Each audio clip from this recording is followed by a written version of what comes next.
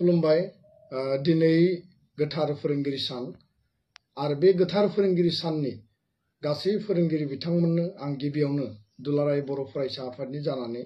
खरगंग्लायै खुलुमनाय आरो गाहाम हामलायनायखौ दिनैनि बे गोथार साननि थाखाय आङो बयनिसिमबो बावहरदों। दिनैनि साना भारतनि सेथि लोगो हादोरगिरि first vice president of India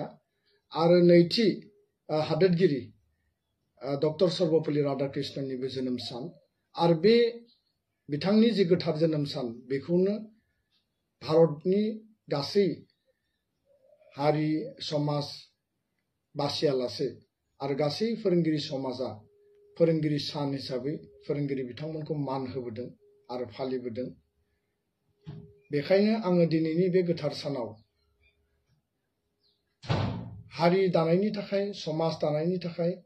आरो जोंनि फरायसा फरायसुलि बिथांमोननि जिउ दानाय बिथांमोननि केरियार आरो मेन्टेल साइकोलजिकेल गासै बिथिङाव जौगाहोनायनि थाखाय जि सुबुं धोन दानायनि हाबा मावबोबाय आरो मावलांगासिनो दङ बे गासैबो परिश्रमनि थाखाय आरो बे गासैबो डेडिकेशननि थाखाय आङो फोरोंगिरि समाजखौ आरो फोरोंगिरि बिथांमोनखौ आङो फिन खेबसेबाव आङो साबायखर बावदों। दिनैनि समाजाव बर' हारियाव बर' माहारिखौ गेरेमसा माहारि दानायनि जे हाबाफारिफोर दङ बड'फा उपेन्द्रनाथ ब्रह्मआ जे बाथ्राखौ जोंनो बुंनानै गालांदों बे गासैबो बिथिंखौ समाज आरो हारि दानायनि गिबि पायनियार रल हिसाबै जोंनि फोरोंगिरि समाजानो लाबोगासिनो दङ आरो बेखौ जोङो मावलांनांगोन। दा बेखायनो समाज मोनसेया हारि मोनसेया जौगानांगौब्ला हादोरा जौगानांगौब्ला फोरोंगिरिनि गिबि रल थायो आरो बिथांमोना थाखो खथायावल' बा फरायसालि बा कलेजावल' बा इउनिभार्सिटियावल' बेबायदि रल प्ले खालायो बेबायदि नङा। बिथांमोना समाज आरो हारियाव जेब्लाबो फोरोंगिरिनि बिथांमोननि सानस्रि सान्थौ बिथांमोननि सुबुरनखौ हारि आरो समाजा जेब्लाबो नागिरबोदों आरो बिथांमोना समाज आरो हारिया नागिरनाय बायदि हाबा मावदों। दा बेखायनो साफा साफा फोरोंगिरिया समाजनि रल मडेल, साफा साफा फोरोंगिरिया फरायसा फरायसुलिनि रल मडेल आरो बिथांमोनखौनो रल मडेल हिसाबै लानानै हारि दानाय आरो समाज दानाय आरो फरायसा फरायसुलिनि जिउ दानायनि बा सुबुं धोन दानायनि हाबाफारिया जाबोदों। बेखायनो दिनैनि बे गोथार सानाव जाय फोरोंगिरिफोरा गोब्राब खस्थ' खालामनानै गोब्राब थासारिखौबो नेवसिनानै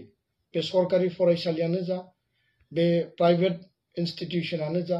बा बे भेन्सार स्कुलानो जा बर' बिजोंनि जायफोर फोरोंगिरिफोर दङ बिथांमोना जिबादि थासारियाव जोंनि बर' फरायसा फरायसुलिफोरखौ जोथोन लानानै फोरोंबोदों गियान होबोदों आरो सुबुं धोन दानायनि थाखाय हाबा मावबोदों बे जोंनि थाखाय जेब्लाबो नोजोर होनो गोनां आरो बिथांमोनखौ जेब्लाबो मान होनो गोनां। दा बेखायनो दिनैनि बे साना आरोबाव फोरोंगिरिनि जि मान मर्यादा बिथांमोननि जि सान्थौ सानस्रि आरो हारि आरो समाज दानायनि फारसे सुबुं धोन फरायसा फरायसुलिनि जिउ दानायनि फारसे जि मोनसे डेडिकेशन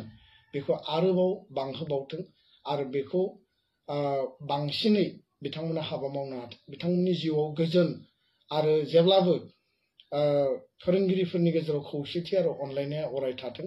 आरो जोंनि ओनसोलनि गासै बिथिंखौ जौगाहोनायनि थाखाय बिथांमोना आरोबाव गुरु दायित्व बा गुबै रल लानो हाथों बेखौनो आं मिजिंथिनानै दिनैनि बे फोरोंगिरि साना गोसोखांथाव जाथों आरो फैबाय थानाय समाव जोङो हाबा मावलांनो थाखाय गोसोआव आरोबाव बोलो मोनथों बेखिनिखौनो आं आनान गसाइनि खाथियाव आर'ज गाबनानै फोरोंगिरि सान गोसो गोरबोनि हामलायनाय आरो खुलुमनायखौ बावहरबाय। गोजोन्थों।